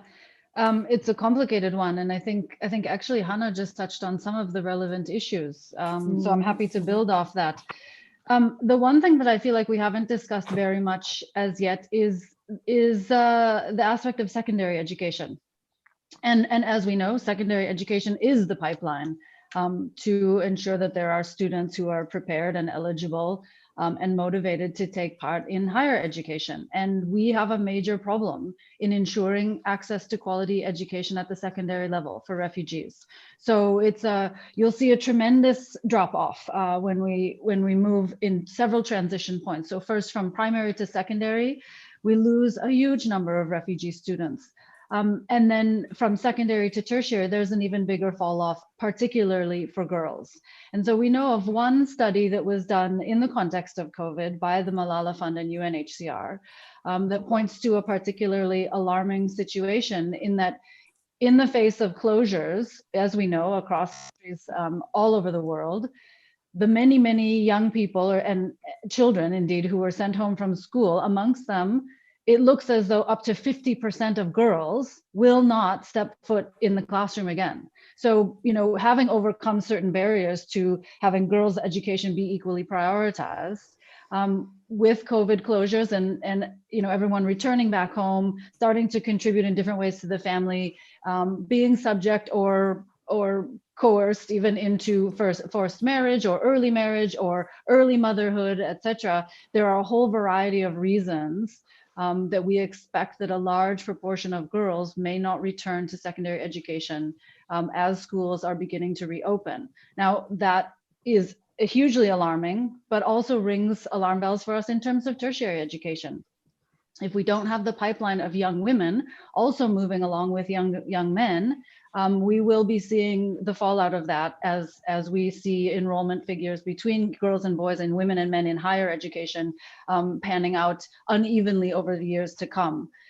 So I don't want to focus too heavily on this, but I do want to say that at the tertiary level, in our scholarship program, for example, we know that young women are already underrepresented as compared to men. In our scholarship program, it stands at 40% female enrollment. So that impact of COVID at secondary level, particularly on girls, is very much worth attention. And it's clear that many partners who are involved in primary and secondary level education for refugees are engaging to address and to understand the situation better. In terms of the COVID impacts on higher education, again, very, very impactful for everyone. Amongst all of our higher education scholarship program countries, all but one closed university. And I wanted to acknowledge one of the mentions that I saw in the chat with respect to mobility and movement restrictions. So some of the impacts that we saw as universities closed is that students were, like host community students, forced out of student housing, forced to go home, did not have access to student cafeterias, etc. So in places where there is an encampment policy, or what we call, or simply that the standard place for refugees to live is in a camp or in a settlement, many students returned to those camps, whereas they had been in capital cities or in other urban centers where universities are located. So that obviously poses a problem for those students to be able to continue their access, particularly where infrastructure, access to connectivity, access to hardware was a challenge. The less related to mobility, though, is also a question about quality. And we conducted several surveys amongst refugee tertiary education students and learned that there were several interesting things. One is that where there was a broad-based, right, a wide transition to online learning, many students reported feeling uncomfortable with that. So it was not a natural transition to go from sitting in class to being able to log on and access quality teaching, quality learning materials, etc. So it was not only a hardware problem, but also a user problem, right? A user issue. I shouldn't call it a problem, a digital access, a digital skills, more facet of the equation, of the scenario.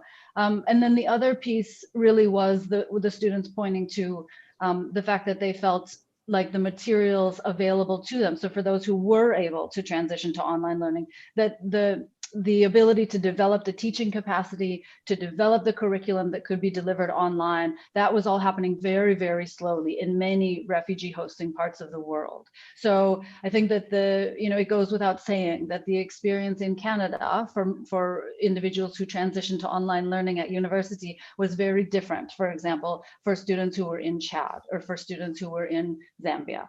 And that's just not to overgeneralize, but really just to say that that's the breadth of the spectrum that we're talking about. Yeah.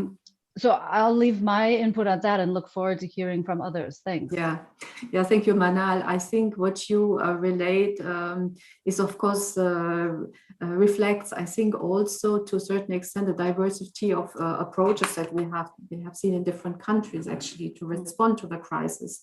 We have knowledge of some countries where higher education institutions were simply closed down and there was no alternative online learning going on. And some put in place remote learning, and so that what we saw was really moving to video conferencing systems if they were available, if connectivity was available.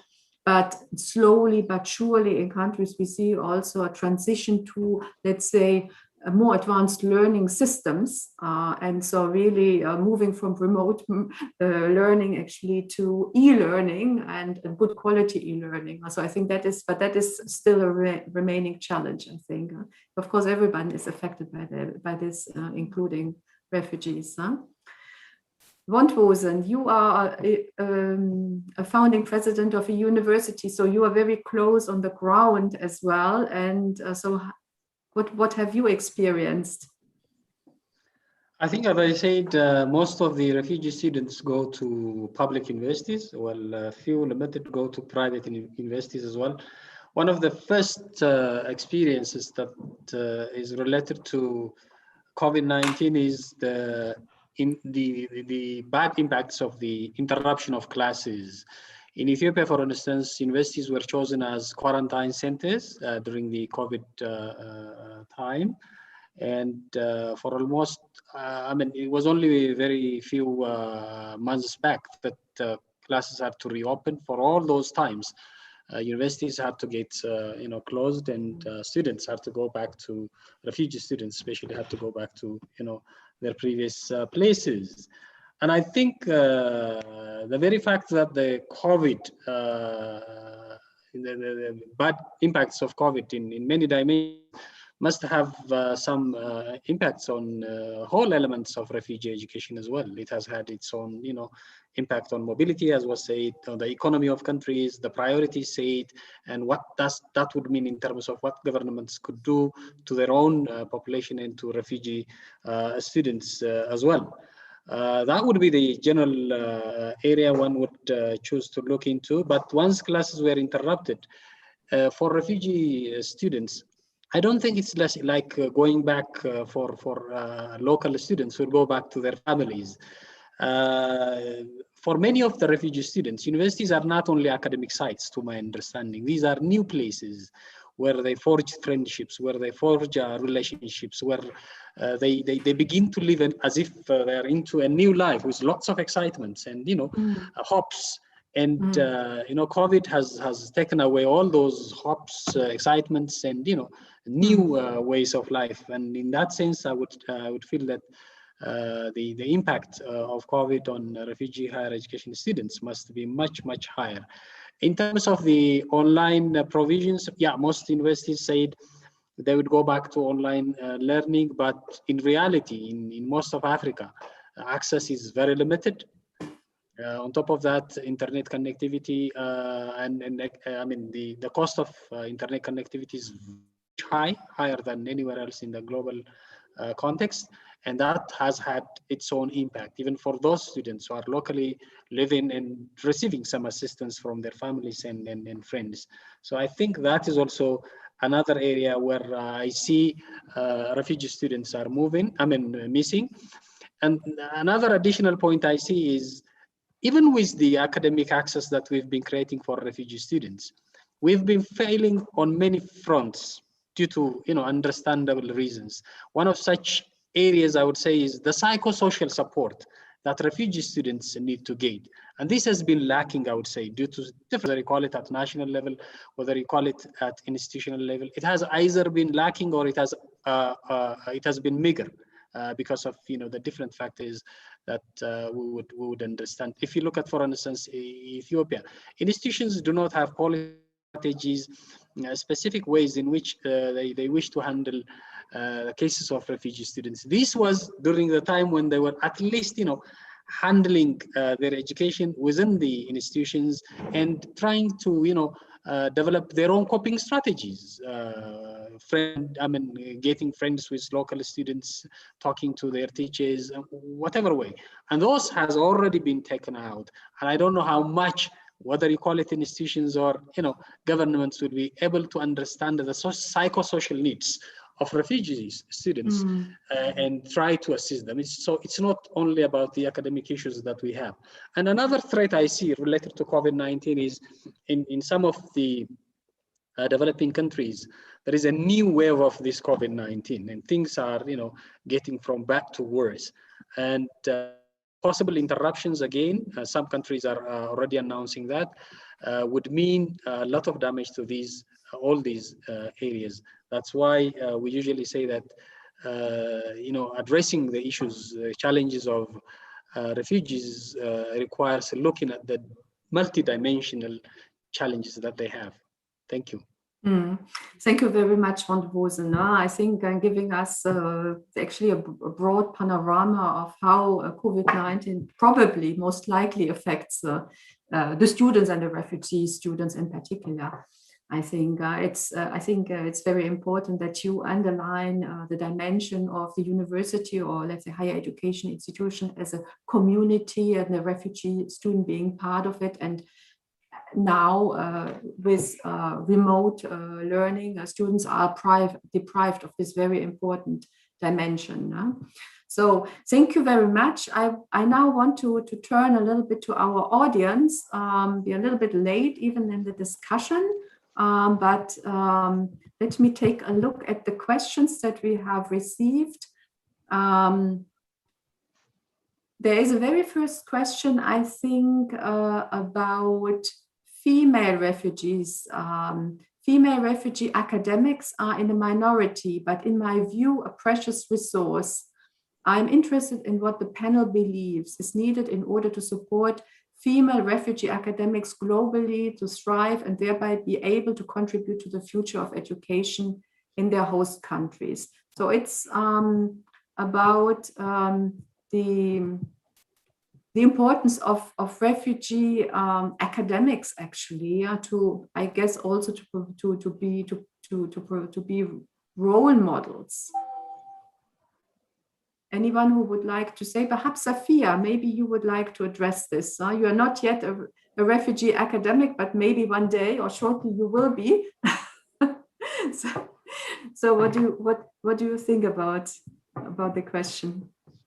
Well, thank you for the question. Yeah, as I'm not the refugee academic, but as a role model, I just presented female voices in different platforms. When I completed my master's degree in 2017, I luckily selected as a refugee representative, and I raised their voice and presented refugee voices in global level. So that was the point when I turned the stereotypes, the norms and values that people have about the female, especially like in my community, which is very conservative, and they think that female can't do anything and that they can't bring any changes in society. So when I come back and I stand as a role model in front of them and encourage them that if with very limited resources, with no identity, with a lot of financial and economic issues, I can make this, and I have access to higher education that everyone can have. Everyone can have. The only thing is just believe on yourself, believe on your dreams, just chase your dreams. And the most important things that I think family. There should be a very strong encouragement and motivation from family. So that is a kind of backbone for a female, especially for a girl who is belong to a very conservative family, to just encourage her to have access to higher education and chase her dreams. Mm-hmm. Thank you very much, Safia. There's I think, an interesting question to Manal about student loans that you suggested as a solution to increase financial support and thus access to higher education. The participant asks, refugees, also not asylum seekers in the UK, have access to student loans. But what are UNHCR's views on the protection and livelihood risks of offering loans to refugee communities and countries where they do not have solid employment rights? Articulating this, not necessarily right now, would be useful, as it would provide parameters within which financial innovations could be designed to support the 15% target. Thanks, Michaela. Yeah. Yeah, it's a great question. Yeah, thanks. No, it's a great question, and it gives me an excellent opportunity to point back to some of the things that Juan Rosen was discussing about self-financing for higher education. And so, I mean, there are a couple of things. UNHCR is at its core a protection agency.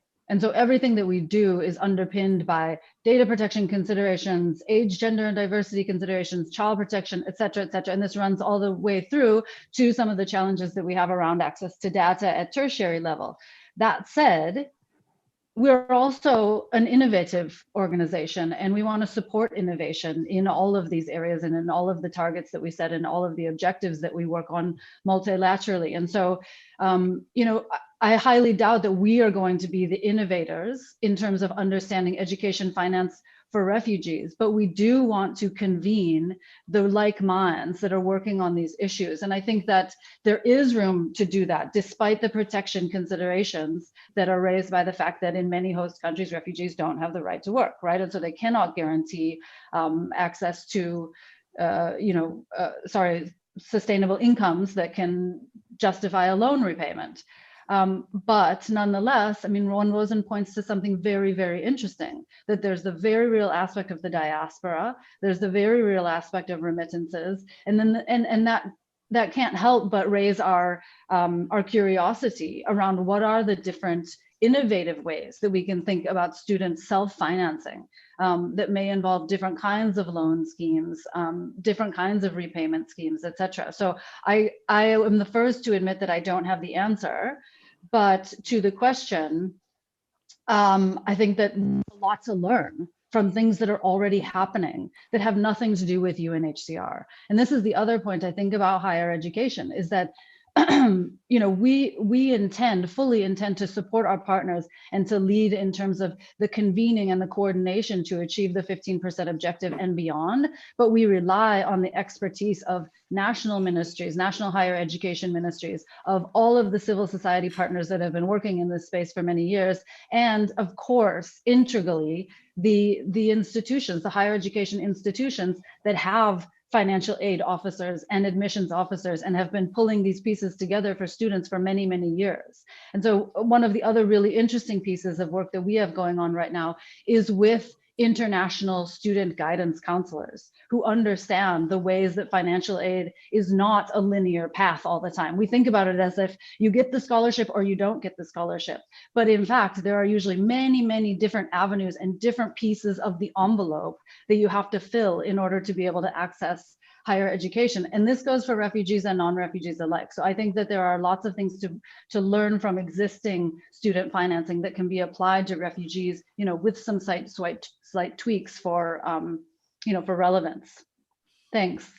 Yeah, thank you very much, Manal. I think what you highlight is also very important, which is the importance of access to information on available I mean, on many aspects, but also on available scholarships.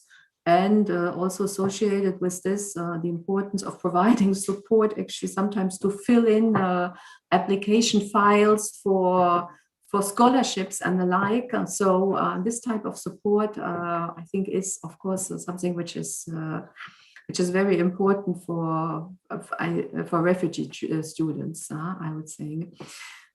We have a question, another question about the importance of technology and how it can facilitate tools for online learning and to be a solution for refugee access to higher and to quality higher education. Perhaps I turn this question to Hannah.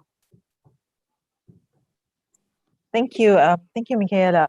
Well, I think it's interesting that when we think of technology as a solution, and in many cases it is, because here we are, miles apart, different countries, and still talking together, debating a very interesting and important topic, thanks to technology. However, in some contexts, particularly among vulnerable communities, and usually who are among them the refugees, technology is not necessarily a solution. It's actually the opposite. So yes, technology can be used as a to facilitate connection, particularly when we speak about closing of schools, or for example, when we have even if you have in-person classes and whatnot, and students need to go to work, and this is something that we've observed quite a lot among refugees who go to higher education or who attend higher education institutions, that they need to work, and that's why they don't attend their classes. So having technology to provide lessons to be posted online, or even online classes and whatnot, is definitely a solution in terms of access. However, in many cases where the host community is, or the host country is a fragile state, like for example in Lebanon and Jordan and others, in Iraq, for example, the infrastructure for technology does not necessarily lend itself to be a tool. Rather, it becomes a challenge to keep them apart, because if they cannot connect to online classes and they cannot connect to the online platforms, then they are at a disadvantage and they are left out of learning rather than being included thanks to technology. So I hope that answers. So my quick answer would be, let's not put technology as the only solution, right? Let's put it as an option, but seek other options as well. Okay, so I think that sounds like a very wise response, always walking on several legs, which I think is a very prudent response. Huh? We have also a question on the issue of language. Depending on the context, refugee languages may be different from the language of instruction in host countries. So if it is integrating refugee students into national programs, language support is needed. Wondrosen, what is the situation in Ethiopia? Know that the local language is mainly Amharic, but Ethiopian universities are also teaching in English. So do you face any issues? Do the refugees face any particular issues? I think Ethiopia offers a very difficult situation to refugee students when it comes to language. We have Amharic, which is a working language across the country. We have English, which is a medium of instruction. It so happens that we have so many of the refugee students who have difficulties speaking both Amharic and English. Now, what happens is Amharic is needed, yes, to have a relation with not only with their schoolmates, but with instructors as well. Sometimes what happens is, because of the language deficiency, instructors usually switch to Amharic in class, hoping that this would help the students. This happens in the midst, while the refugee students are sitting there. And this creates a lot of challenges in terms of understanding concepts, in terms of discouraging participation, even in terms of asking critical questions related to grades, related to school progress and what have you. So that has been a serious challenge. So the deficiencies both in terms of English and in terms of Amharic as well. On top of this, there is limited realization on the part of instructors, on the part of the institutional system, that this could be a serious area of deficiency. This could be, a critical area of support where students need to be assisted with. With all these lack of understanding from instructors, lack procedural structural responses from institutions, you can imagine the amount of challenges that refugee students are having. This even extends beyond the classrooms, even in terms of socializing, in terms of getting. So outside schools, most of the refugee students, get together, but still, in terms of the academic challenges and then in terms of socializing, language happens to be a critical challenge. The most important thing is, since this is a common problem elsewhere as well, it's a question of relativity, but it happens to be a common problem across the board.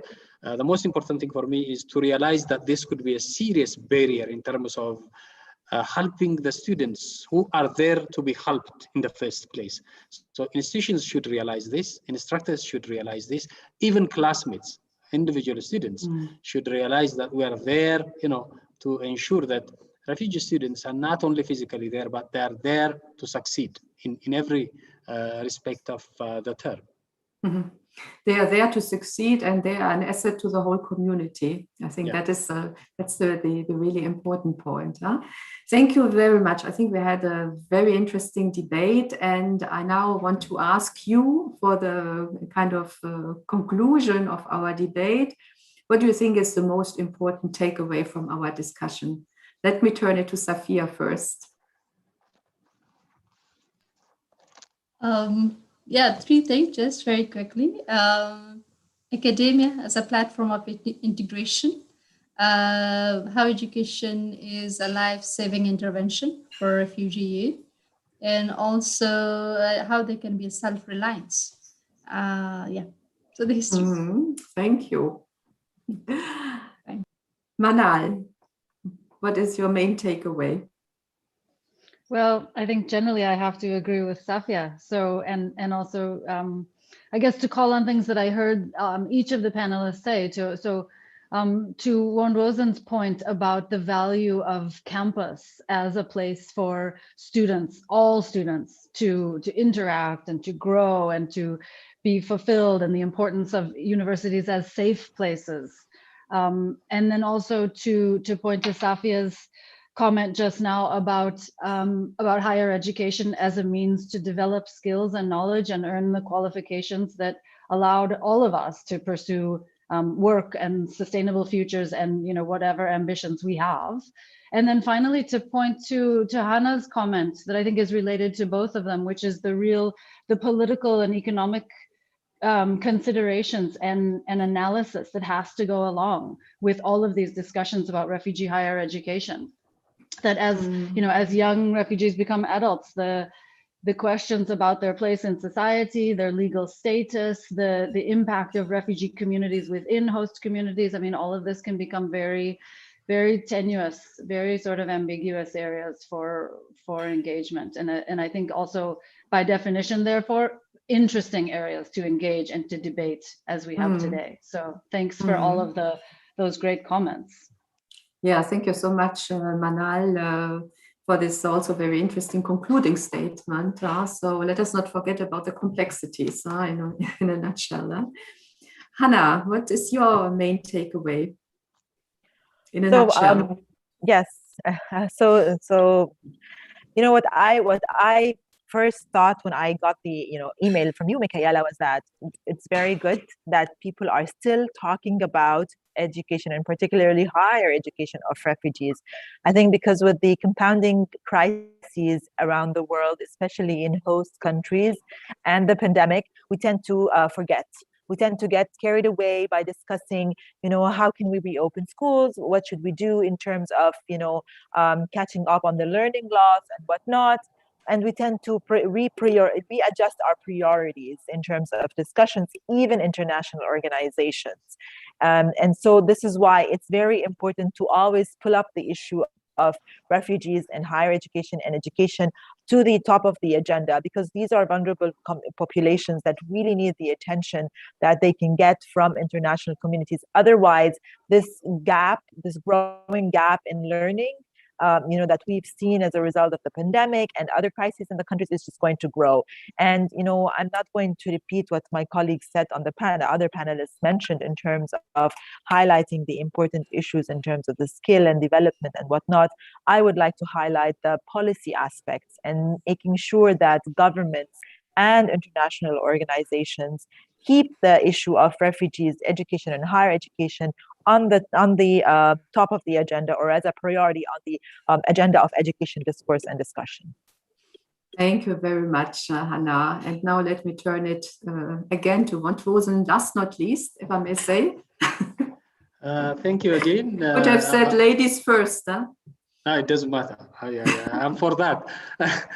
I think when you look back what has been happening in this area like a decade back, it's quite encouraging to see that more recognition, more knowledge is being produced about refugee education in general, and that's quite encouraging from whichever way you look at it. Yes, I understand that there needs to be more knowledge, there needs to be more data, which would be helpful to keep us moving forward.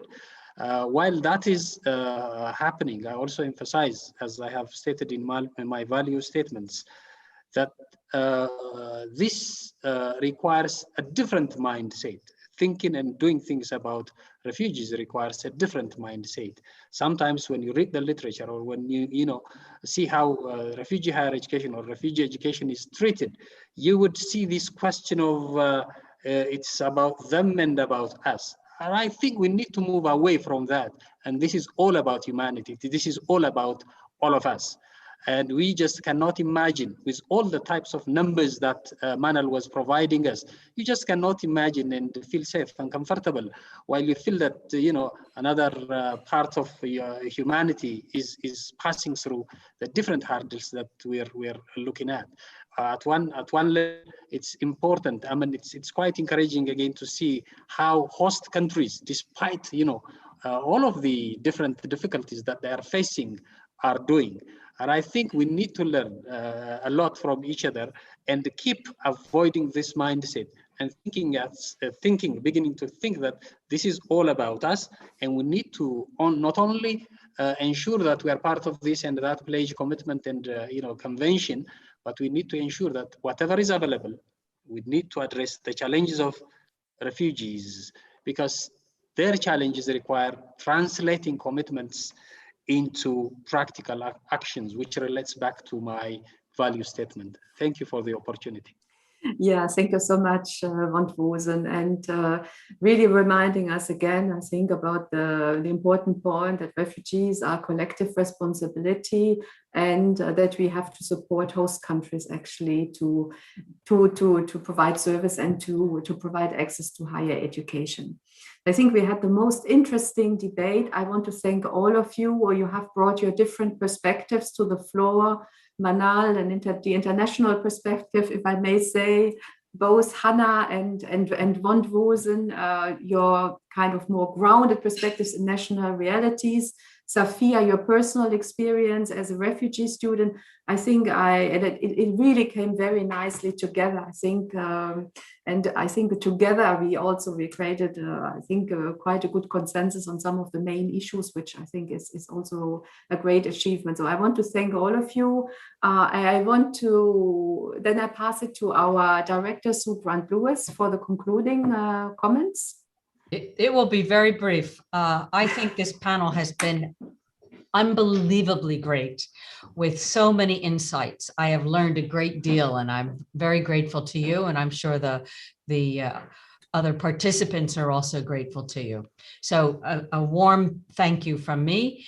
And I'd also like to take the opportunity to thank our interpreters, and as well as IP colleagues in the IT unit and in the Research and Development Unit for their assistance with making this event happen. And of course, our moderator, Michaela, thank you very much.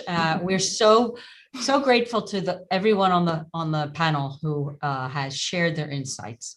Thank you, and we look forward to working together. Thank you very much. Thank you very much, Sue. Another collective effort at IAP, and also, of course, together with our colleagues from UNESCO headquarters. Some of them I have seen on the panel discussion, so I want to welcome them and